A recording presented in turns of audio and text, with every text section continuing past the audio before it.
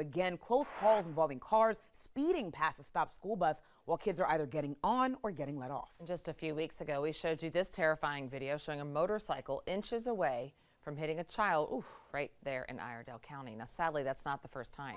Last year, we showed you that heart-pounding video showing a driver almost hitting two kids crossing the street to get on their bus.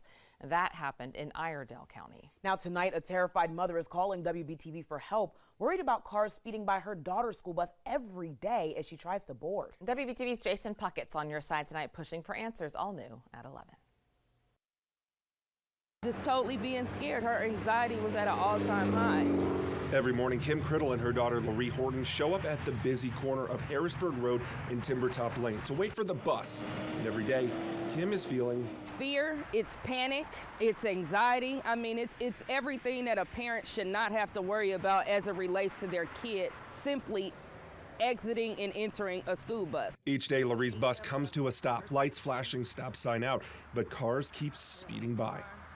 Lights are flashing, one car, two cars. Crittle has lots of these videos showing cars driving right past the stopped bus. Every day that the school bus stops, I mean, she puts on her lights, both arms go out, a clear indication that a bus is about to stop. Cars just completely disregarded. This isn't a new problem.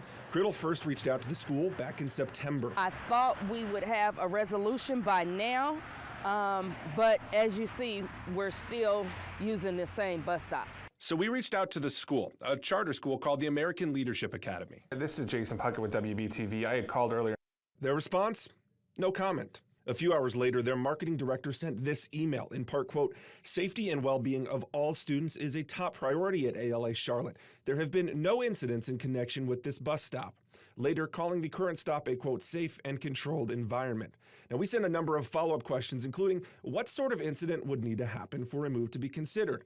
So far, they haven't responded. When the red lights come on, you're required by law to stop. We showed Detective Danny Lung with CMPD's Major Crash Investigation Unit the videos of cars not stopping. It's very frustrating when you see somebody that does it if they would have just waited, it could be 30 seconds, at the most a minute. The intersection where Loree's bus stops does have one added complication, a turn lane between the lanes. This particular intersection does have a turn lane that widens at just that lane's width. So in that scenario, cars still need to be stopping. Yes, correct, because if you think about it, there would be 3 lanes, right? So one going west, one going east, and then the turn lane. Everybody's required to stop. What do you recommend parents do if they are in a situation like this and they're concerned? Yeah, it's tough. One thing you can do is most of the CMS buses here have cameras.